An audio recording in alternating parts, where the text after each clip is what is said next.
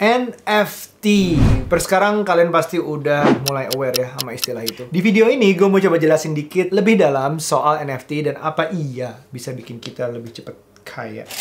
Definisi NFT menurut dirimu apa? Dengan secara satu kalimat. Sertifikat kepemilikan di jaringan digital.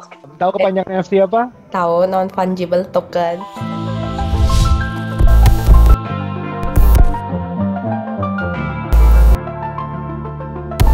NFT itu adalah kepanjangan dari non-fungible token. Well, apalagi tuh? Nah, gini nih. Kalau fungible itu artinya bisa tergantikan, dan non-fungible itu maka artinya adalah tentunya tak akan terganti.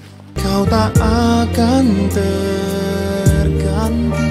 Coba gue tes dikit ya. Coba kalian tebak mana yang fungible dan mana yang non-fungible. MacD sama MacBook Pro. Mana yang fungible, mana yang non-fungible? Dua-duanya fungible. Karena kalian dan teman kalian bisa punya barang yang sama persis dengan experience yang persis juga. Kurang lebih seperti itu. Yang kedua, emas batangan sama misalnya gambar atau tulisan anak gue nih. Lawan Mona Lisa. Nilai emas batangan 1 kg tadi itu udah standar dan lagi-lagi bisa dibeli di mana-mana. Itu fungible. Sementara kalau gambar Shua atau anak gue tadi yang nggak tergantikan buat gue, nggak tergantikan buat siapapun karena dia belum tentu bikin yang sama lagi. Karena kecil kemungkinan Shua untuk bikin yang sama lagi itu dan warna yang komposisinya semua benar-benar sama itu jadi non-fungible. Mudah-mudahan dengan contoh tadi kalian bisa lebih mengerti mana yang fungible dan mana yang non-fungible. Jadi NFT ini bisa dibilang sebagai token penanda fungibility atau satu-satunya tadi. Secara teknis, NFT itu adalah produk turunan dari teknologi blockchain, khususnya sistem smart contract-nya. Salah satu blockchain yang paling banyak digunakan untuk NFT adalah Ethereum. Yes, salah satu cryptocurrency yang paling tenar saat ini. Total value locked on chain to about 65%. Ethereum is designed to do something else really well. Gue sih nggak akan bahas ya lebih panjang soal blockchain dan kripto di sini karena gue udah pernah bahas sebelumnya di podcast gue. Kalau kalian tertarik buat itu, jadi tinggal dengerin salah satu episode 3 Days of Lunch yang ngomongin hal yang itu 2 tahun lalu. Lanjut, NFT itu bentuknya bisa apa aja sebenarnya. Pada dasarnya semua hal digital itu bisa dijadikan NFT, seperti ilustrasi, video klip, foto, bahkan selfie sampai tweet. Seperti halnya aset fisik, NFT juga bisa diperjualbelikan. NFT dengan harga jual termahal saat ini adalah sebuah NFT artwork bernama The Merge seharga 91,8 juta US dollars. Sementara NFT tweet paling pertama dari Twitter foundernya, yaitu Jack Dorsey, terjual seharga 2,9 juta dolar. Masuk akal kan? Masuk akal. Kondisi seperti ini mungkin bisa dibilang hanya hype, tapi sebenarnya bukan hal baru di dunia art collecting. Salah satu hobi teman-teman gue yang ultra rich di tahun 2016 contohnya, lukisan Salvator Mundi karya Leonardo da Vinci sempat dilelang dan dibeli seharga 450 juta dolar oleh Pangeran Arab Saudi Mohammed bin Salman. Masuk akal lagi kan? Masuk akal dong. Oke, balik lagi. Kalian pasti mikir kalau NFT itu bentuknya cuman kayak tadi. Well, gampang dong kita copy and paste, save, atau screen capture segala macam. Klik kanan, save, download dari internet. Kayaknya lebih gampang untuk dipalsukan. Well, nggak salah. Secara teknis iya. Tapi sebenarnya yang kita beli itu adalah tokennya, NFT-nya, smart contract-nya, proof of ownership atau originality-nya. Yang sama dengan lukisan Leonardo da Vinci tadi. Replikanya mungkin bisa beli di gift shop, bahkan ada yang malsuin, dijual dengan mahal segala macam. Tapi yang asli dan verified cuma ada di istana temen gue tadi yang ultra rich itu, gitu. Yang juga menarik dari NFT adalah sisi utility-nya, di mana NFT itu punya manfaat lebih dari sekedar barang koleksi.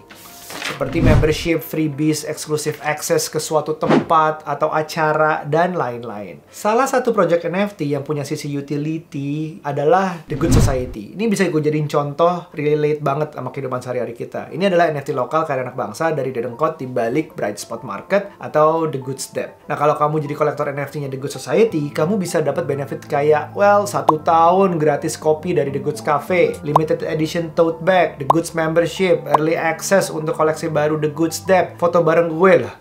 Gue siapa? Enggak, itu nggak termasuk yang terakhir. Sisi utility dari NFT inilah yang diprediksi bakal membuat NFT lebih tahan lama dan berumur panjang. Apalagi dengan semakin berkembangnya dunia metaverse. Got it? Makin banyak lagi kemungkinan utility dari NFT di situ. Salah satunya mungkin selain Goodstep adalah tadi gaming. Oke, bayangin kalau kalian nanti bisa nyetir mobil NFT yang cuman kalian punya dalam dunia metaverse. Keren kan? Membanggakan dong. Atau nggak tas Hermes, itu juga bisa tuh, udah mulai masuk ke metaverse.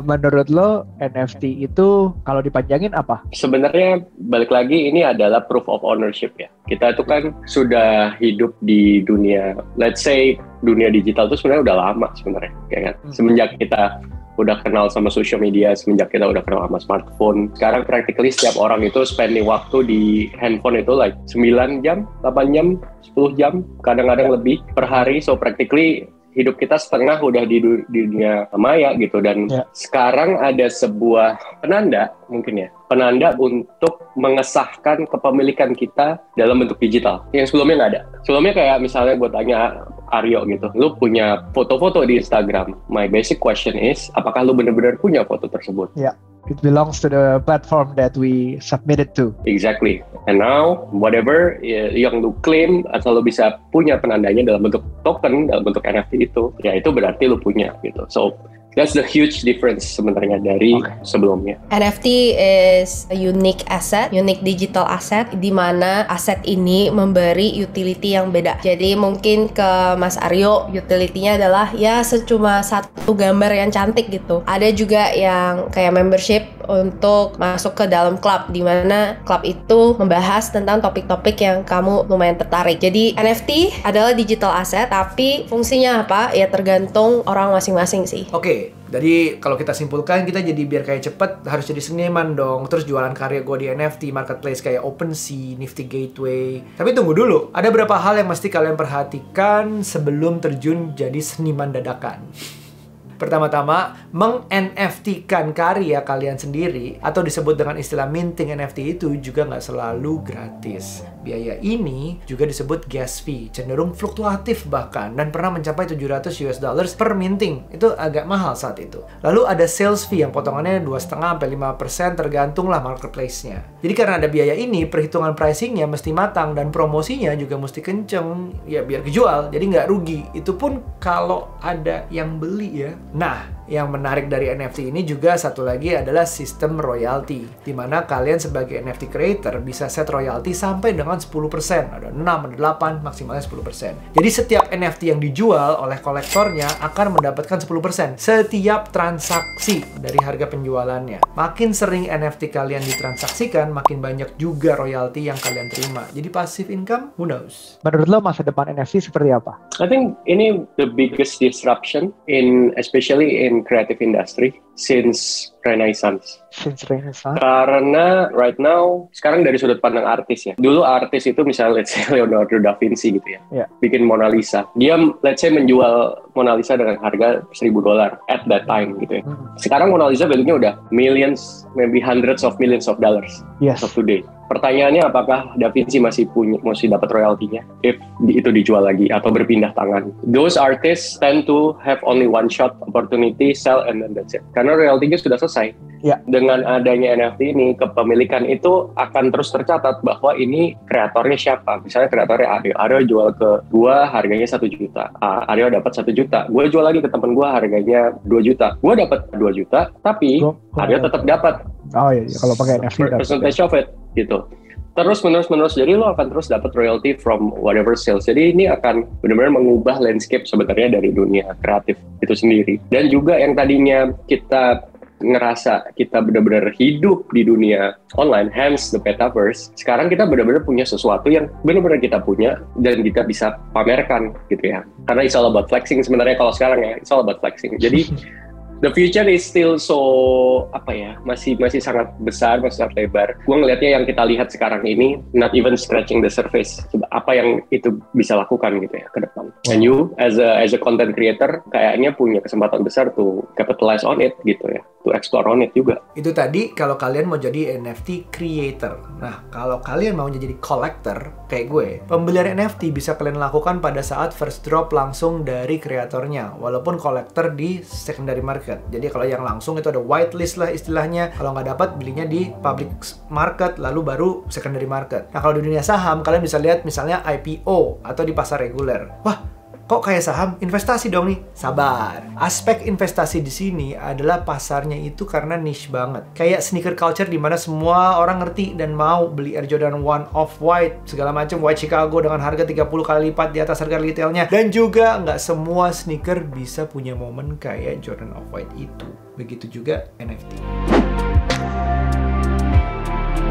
Percaya nggak NFT itu akan jadi sesuatu yang besar di masa depan, biasa aja, atau nothing at all? Percaya atau nggak percaya, tapi not only NFT ya. Menurut gue blockchain teknologi itu akan menjadi sesuatu yang lumayan signifikan di masa depan. Signifikan, seberapa signifikan ya tergantung regulasi ya. Kayak regulasi setiap negara kan beda-beda. Seingat aku di Indonesia mulai untuk benar-benar ngelihat, karena dari sisi pajak, dari sisi kayak ekosistem, mereka mulai mau mengerti tentang dunia blockchain. Gak cuman NFT ya, NFT itu cuma salah satu produk aja deh di dunia blockchain. Alright. Oke, interesting. Oke. Kalau gue pribadi saat ini memang masih dalam tahap belajar dan lebih mengoleksi karya NFT dari teman-teman yang gue kenal dan gue support karyanya Indonesia lah kebanyakan, kayak seperti Soul Cops, Good Society, DBT. Satu jenis NFT yang bener gue koleksi karena gue suka dan bukan teman gue itu adalah NBA Top Shot. Sport left wide open, had to kick it out. Picked off. Here's Bradley ahead of the field. Goes to James on the gets the roll first. NFT resmi dari NBA yang berisikan momen-momen para pemain saat pertandingan. Berbasis di Dapper dan saat ini bisa dibeli dengan BTC, ETH, dan juga USD. By the way, tadi kan gue sempat bahas ya bahwa ada potensi kehilangan uang dengan biaya minting lah, gas fee, segala macem gitu-gitu. Dan ternyata downside-nya bukan cuma itu dari dunia NFT ini, hati-hati juga. Belakangan ini ada berita pencurian NFT. Ada banyak cara social engineering kayak email phishing lah, atau spam, scam dari kalau kita masuk Discord sesuatu, DM-nya langsung banyak banget. Termasuk di Instagram, Twitter, segala macam. Dan yang paling baru, pencurian dengan cara memanfaatkan bug di OpenSea Marketplace, di mana hacker bisa mendapatkan waktu itu NFT Base nomor yang 9991 seharga $1.800 padahal harga valuasinya saat itu hampir 200.000. Itu jauh banget. Ini dalam ETH ya dihitungnya ya. Hacker juga berhasil menjual kembali NFT tersebut, langsung habis beli langsung dijual 196.000 dalam hitungan menit. Total ada 7 NFT yang dicuri dengan total valuasi lebih dari $1 juta. Pusing. Selain itu, seperti produk turunan blockchain lainnya, NFT itu bisa terbentuk melalui proses yang sangat kompleks dan membutuhkan daya listrik yang sangat besar. Bahkan diklaim sama dengan daya yang dibutuhkan untuk menghidupkan listrik. Wow, banyak deh pokoknya klaim-klaimnya kalau dihitung-hitung. Tapi yang penting memang adalah bagaimana sumber daya listrik itu yang tercipta. Sumbernya adalah energi yang terbarukan atau tidak terbarukan. Nah, itu masih jadi perdebatan. Tapi intinya, NFT atau blockchain secara general ikut berkontribusi dalam mempercepat dampak perubahan iklim atau global warming kalau memang menggunakan energi yang tidak terbarukan tadi. Serem juga ya. So, NFT bisa bikin kaya cepet? Ya tergantung kaliannya sebenarnya. Jadi NFT ini dibuat dengan tujuan melindungi hak cipta kreator di dunia digital dengan apapun yang dia create. Kalau bertanya apakah NFT bisa cuan? Tentu bisa. Bila kita bisa menggunakannya dengan tepat. Jadi nggak semua bisa jadi Gozali juga sebenarnya di sini. Nah, sebagai kreator, bila memang karya kita itu segitu diminatinya dan dibeli dengan harga tinggi berkali-kali, dan yes, it works. Tapi ingat, rendahnya entry barrier-nya. Kalau semua berpikir hal yang sama, semua bisa selfie kayak Gozali, semua akan buat hal yang sama dengan mudah juga. Bagaimana kita bersaing sehingga karya kita yang dibeli orang itu jadi kuncinya. Oke? Kalau sebagai collector, tentu bukan profit tujuan utama ya sebenarnya. Lebih ke kekaguman terhadap NFT tersebut untuk dikoleksi, the art. Dan juga kolektor masih bisa mengambil benefit utilities tadi sambil mengkoleksi. Ingat kan? Nah, sebagai flipper atau trader di tengah-tengahnya, ini membutuhkan skill yang lebih untuk tahu mana yang akan menjadi mahal. Jadi kayak harus tahu gitu, harus ada pom-pom kali. Namun karena entry barrier low tadi, supply akan menjadi banyak, milihnya juga akan sulit. Mencari NFT yang akan menguntungkan lama-kelamaan akan jadi seperti nyari jarum dalam jerami. Atau menjadi hackernya aja kayak tadi. No, I wouldn't recommend that. So, your call guys. Semua tindakan ada konsekuensinya. Entah itu baik atau buruk. Remember, Dior, LFG, WAGMI. Okay?